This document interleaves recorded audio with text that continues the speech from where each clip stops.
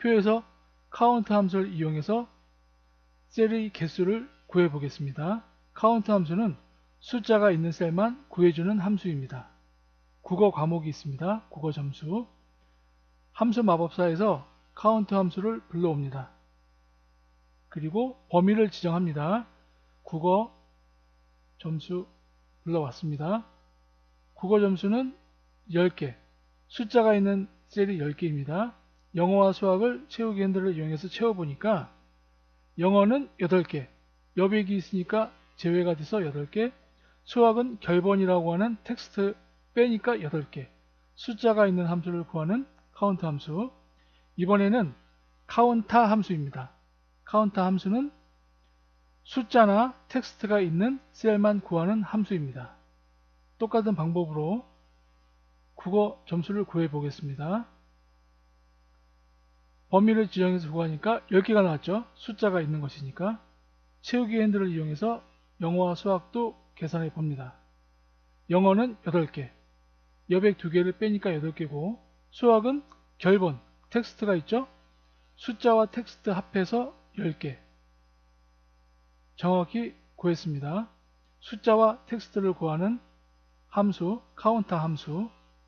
이번에는 카운트 블랭크 함수가 있습니다. 이것은 아무것도 없는 여백만 구하는 함수입니다. 방법은 똑같습니다. 함수 마법사에서 카운트 블랭크 함수를 불러옵니다. 범위 지정을 합니다. 국어 점수 확인. 당연히 0이겠죠. 여백이 없으니까요. 나머지는 영어 블랭크 여백이 2개가 있고 수학은 없습니다. 그러니까 영어 과목만 여백이 2개가 있겠죠.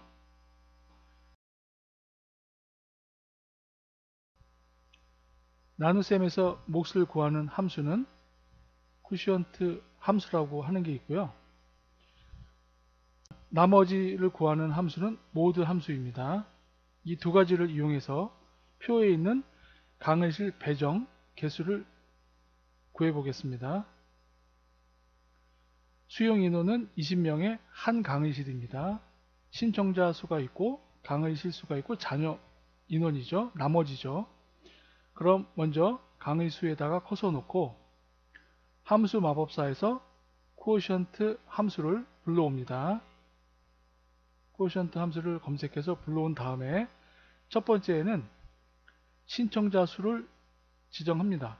그러면 C4가 되겠죠. 셀 C4 셀을 클릭하고 그 다음은 수용 인원 20명이니까 20으로 나눠야겠죠. 20 확인 누릅니다. 그럼 강의실 수가 2개가 나왔습니다. 채우기 핸들을 이용해서 나머지를 산출합니다. 채우기 핸들에 더블 클릭하면 나머지 강의장 수가 산출이 되겠죠. 자녀 인원 나머지죠. 자녀 인원 함수 마법사에서 모드 함수를 불러옵니다. 확인.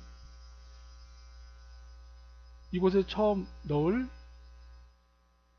셀은 마찬가지로 신청자 수 셀 C4가 되겠죠. 그 다음에 수용인원 20 입력합니다. 확인. 그럼 나머지 숫자가 산출이 되었습니다. 채우기 핸들에 더블 클릭하면 나머지 자녀 인원도 산출이 됩니다.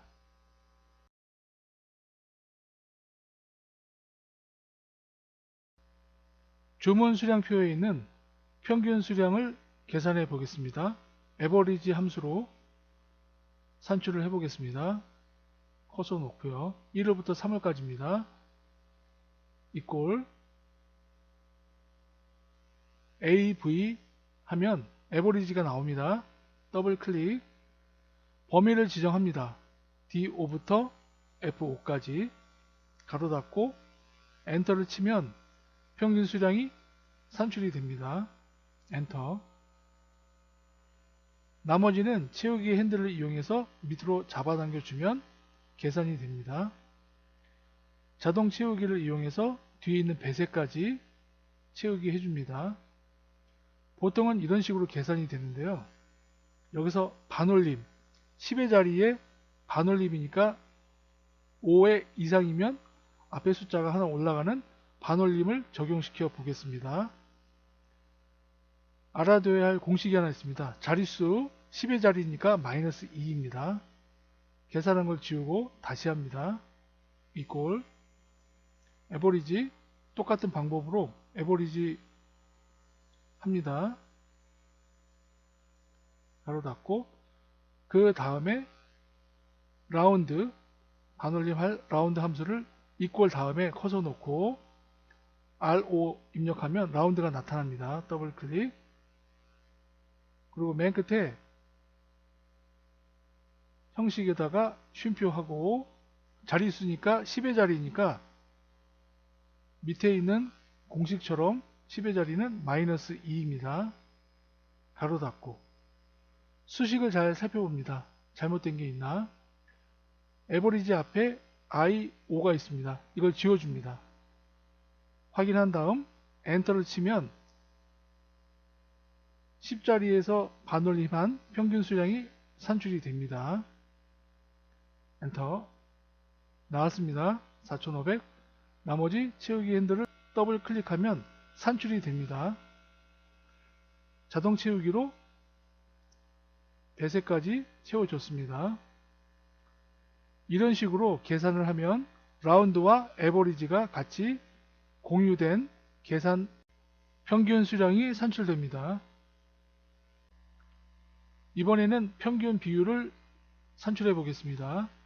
이꼴 에버리지 AV 더블 클릭 GO 평균 수량이니까 GO 나누기 평균 수량 합계 절대 참조 F4를 눌러주고 가로 닫고 엔터 치면 평균 비율이 산출이 됩니다. 표시 형식에 있는 자릿수를 줄여줍니다.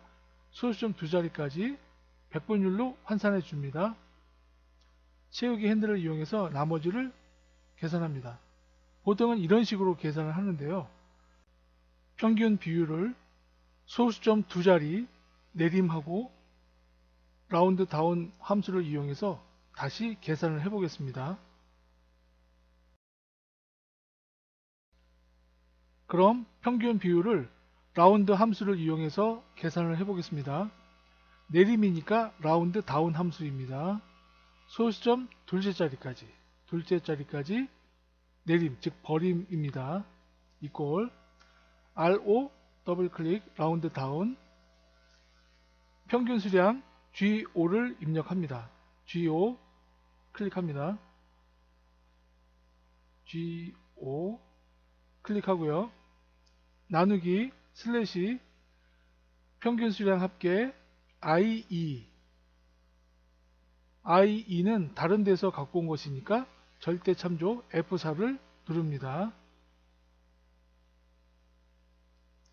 수식이 입력되었으니까 형식에서 쉼표한 다음에 소수점 둘째 자리까지 내림이니까 2라고 입력합니다. 자릿수는 2 가로 닫고 수식을 살펴보고 문제가 있나 없나 확인해 봅니다. 특별히 없습니다. 엔터 치면 평균 비율이 산출이 되었습니다. 채우기 핸들을 더블 클릭하면 나머지도 자동으로 산출이 되고 밑에 서식 없이 채우기 하면 배색이 자동으로 채워집니다. 평균 비율을 계산해 봤습니다. 라운드 업 올림 함수에 대해서 알아보겠습니다. 합계 수량 먼저 합계 수량부터 산출을 해 보겠습니다. 1월부터 3월까지의 수량을 모두 더하는 것이니까요. 이꼴한 다음 더하는 함수는 sum 함수를 이용하면 됩니다. 범위를 지정해 줍니다. 1월부터 3월까지 엔터 치면 간단하게 나옵니다. 채우기 핸들을 이용해서 더블 클릭을 해주면 나머지 계산도 다 완료가 되고요. 여기서는 100의 자리 올림입니다. 100의 자리 올림 360에서 3 자리에서 이상 무조건 올림을 해줍니다. 그러려면 라운드 업 함수를 이용해서 다시 계산을 해보겠습니다. equal sum. 같은 방법으로 합계를 산출합니다. 그 다음 sum 앞에다가 round up 함수를 불러냅니다. 그리고 수식이 들어간 형식에 쉼표하고 자릿수가 100자리 이상 올림이니까 밑에 보시면 100의 자리니까 마이너스 3입니다. 마이너스 3 입력하고 가로 닫고 수식을 살펴보고 이상이 없으면 엔터를 칩니다. 엔터. 그 다음에 나머지는 채우기 핸들을 이용해서 산출을 하고 서식 없이 채우기도 해주면 완벽하게 올림, 라운드업 함수를 이용해서 합계 수량이 산출이 됩니다.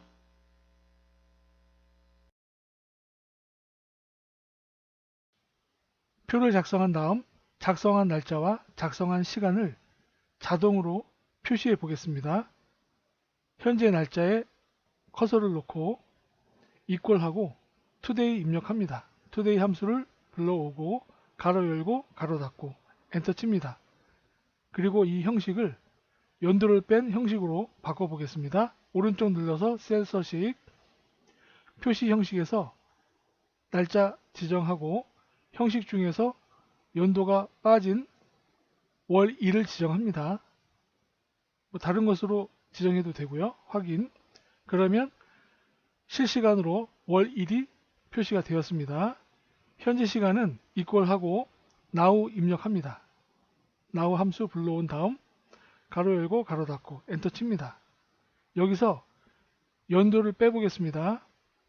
오른쪽 눌러서 마찬가지로 셀 서식 들어갑니다. 그리고 표시 형식에서 시간, 형식 중에서 연도를 뺀 순수한 시간만 지정해 보겠습니다. 위에는 초가 있기 때문에 필요가 없고요.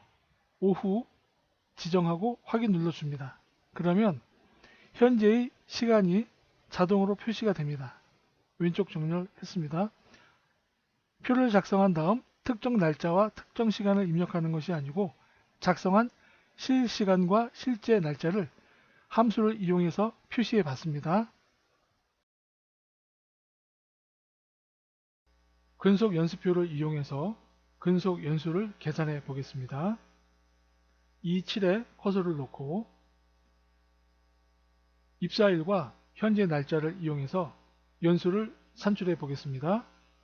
equal 근속 연수를 산출하는 함수는 dated if 함수입니다. 함수 입력하고 가로 열고 첫 번째 조건은 오래된 날짜 입사일이죠. D7 그 다음 쉼표. 두 번째 조건은 현재 날짜. 현재 날짜는 고정해서 절대로 바뀌니까 F4키를 눌러줍니다. 그 다음 쉼표하고 세 번째 조건은 근속 연수니까 2여니까 Y가 되겠죠. 쌍따옴표 찍어주고 Y 또 쌍따옴표 찍어주고 가로 닫습니다. 함수식이 완성이 됐는데요. 이 상태에서 엔터를 칩니다. 그 다음 나머지는 채우기 핸들을 더블 클릭을 하게 되면 나머지 사원들의 근속 연수도 자동으로 산출이 됩니다. 그럼 이번에는 개월, 근속 개월을 산출을 해보겠습니다. 함수식은 똑같습니다. equal dated if 함수를 입력하고 가로 열고 마찬가지로 입사일, 쉼표, 현재 날짜, 그 다음 절대 참조인 F4 쉼표하고 쌍따옴표 찍어주고 개월이니까 months가 되겠죠. M 쌍따옴표 찍어주고 가로 닫고 함수식이 되었죠. 엔터 칩니다. 그럼 개월수가 나왔고요.